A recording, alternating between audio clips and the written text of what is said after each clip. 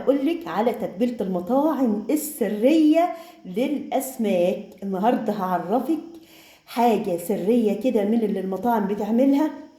أولا هنبدأ بالتوابل. السر الأول في التوابل، معايا هنا راس توم متقشرة، معايا معلقة كركم، معايا معلقة فلفل أسود، ومعايا معلقة مرقة فورية، ومعايا معلقة كزبرة جافة، ومعايا معلقة كبيرة كمون، ومعايا معلقة صغيرة بابريكا عشان اللون، ومعايا معلقة جنزبيل بودر. طالما في الوصفة جنزبيل وكركم لازم نحط فلفل اسود، عشان مادة الببرين اللي في الفلفل الاسود هي اللي بتساعد الجسم على امتصاص مادة الكركمين اللي في الكركم، ومادة الجنجرول اللي هي المادة الفعالة اللي في الجنزبيل، ومهمة جدا للجسم. طيب انا حاطه هنا ليه مرقه فوريه؟ عشان استغنى عن الملح، وعشان الملح الصيني اللي في المرقه الفوريه بيظهر لي النكهات اللي انا حطاها دي.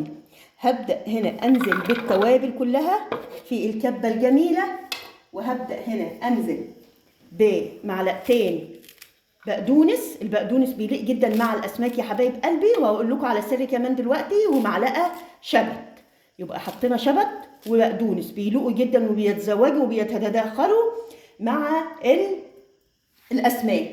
تمام كده؟ طيب هبدا هنا انزل بنص كوبايه خل ابيض عادي، ومعلقه كبيره سكر، علشان يحصل توازن بين لذاعه الخل وبين الماده المسكره اللي في السكر. طيب هبدا انزل هنا كمان بمعلقه كبيره مستردة، بتودي وبتنقل الطعم في حته تانية حبايب قلبي. المستردة بتعمل لي عمق في النكهه. يعني ايه عمق في النكهه؟ يعني تآزر في النكهات. يعني ايه برضو تآزر في النكهات؟ يعني اجي اكل السمكه احس بطعم غريب وطعم لذيذ جدا، بس انا مش عارفه هو جاي منين. وكمان معلقه السكر هتقلل لي اللي انا حطيتها، هتقلل لي من لذاعه المستردة، لان احنا عارفين ان المستردة بيبقى فيها سنه مرار. الخل فايدته في الاسماك حبايب قلبي، السبب العلمي ان السمكه بتبقى عباره عن عضله. العضله دي هي سبب الزفاره اللي بتبقى موجوده فين؟ في اي سمك. تمام؟ العضله دي قلويه، فيها مادتين، اكسيد الثلاثي ميثايل امين واكسيد الثنائي ميثايل امين. طيب المادتين دول قلويين، فبنعمل ايه؟ بنحط ليمون وخل. انا هنا استخدمت الخل بديل لليمون، لان انا نقعت السمك في ليمون.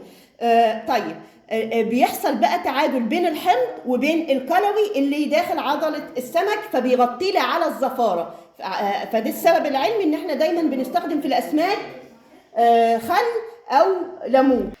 ابدا اضرب الخلطه الجميله اللذيذه دي اللي هتودي لي الطعم في حته ثانيه خالص. بعد ما ضربت الخلطه يا حبايبي هنزل ب3 معالق كبار زيت زي ما انتم شايفين. والزيت هنا فايدته مهمه جدا جدا جدا. طيب ليه الاول حطيت الزيت في الاخر، ما حطيتهوش من الاول؟ عشان لو كنت حطيته في الاول كان هيقلب لي الخليط امولشن، يعني استحلاب، هيديني قوام ابيض لازق كده مش مرغوب فيه. تمام؟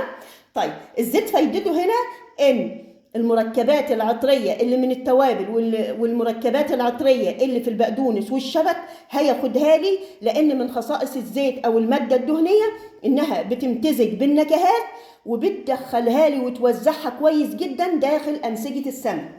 تمام؟ مش عشان تبقى النكهه من الداخل زي النكهه من الاخر. نقلت التتبيله الروعه اللي ريحتها يا جماعه تجيب اخر الشارع. بجد يا جماعه جربوها مش هتندموا، هتدعوا لي على الخلطه والتتبيله الجميله للسمك دي. بصوا يا حبايب قلبي، نقلت التتبيله من الكبه اختصارا للوقت في الفيديو في الطبق صغير علشان ابدا اتبل السمك. بس قبل ما اتبل السمك لازم نكون شايفين النظافه بتاعت السمك يا حبايب قلبي. شايفين ما شاء الله تبارك الله، حاجه كده لوز العنب زي ما انتم شايفين. يا رب الكاميرا ما تكونش ظالمه الموضوع. شايفين النظافه؟ مفيش هنا خط اسود، مفيش هنا حاجات سودة، مفيش هنا اي حاجه، زي ما انتم شايفين ابيض زي الورد. اهو كل السمك بالطريقه اللي انتم شايفينها ما شاء الله تبارك الله. انقعيه في ميه وليمون، عشان زي ما قلت لك الليمون والخل بيعادل الكلوية اللي في عضلة السمك اللي هي بتسبب الزفار. هنيجي بقى هنا للتتبيلة القمر دي، وهبدأ أتبل زي ما انتوا شايفين بكمية مناسبة على السمكة اهي زي ما انتوا شايفين، ما شاء الله تبارك الله اللهم بارك. وهبدأ أحط اهو زي ما انتوا شايفين. نعمل واحدة كمان، ما شاء الله تبارك الله اللهم بارك اهو. ما نكترش، نحط كمية مناسبة للسمكة نفسها اهو عشان تتوزع بسهولة. وزي ما قلت لكم السمك نسبة الزيت اللي انا حطيتها دي هتوزع لي النكهات والتوابل، لان من خصائص المادة الدهنية انها بتوزع النكهات داخل انسجة الاسماك او اللحوم عامة. تمام، اكمل الكمية وارجع له. بالنسبة بقى للتغليفة، فانا جبت معلقتين نشا ابيض زي ما انتوا شايفين، نشا ذرة يعني، وكوباية دقيق اهي، وهنبدأ نقلبهم على بعض. والنشا هنا لفايدتين، اول حاجة بيديني قرمشة للطبقة الخارجية بتاعت السمكة، تاني حاجة بيفتح لي لون السمكة لما تتحط في الزيت ما بيخليهاش تغمق. واضح كده يا حبايب قلبي اهو. يلا بينا بقى نروح على النار. سخنت الزيت قوي قوي قوي زي ما انتوا شايفين، وهبدأ لازم تسمعوا تش دي بعد ما غلفت السمك، لازم اسمع الصوت اللي انا سامعاه ده. ليه؟ عشان اقفل مسام السمكه ما تنزليش العصاره اللي فيها الفايده كلها اهو حبايب قلبي. اوعي تقلبي خالص ولا تيجي ناحيه السمك غير لما تلاقي الدواير بتاعه السمك بدات تاخد اللون الذهبي الفاتح عشان ما يتهريش منك. شايفين اللون القمر ده وبيتقلب بسهوله ازاي ومن غير ما يتهري؟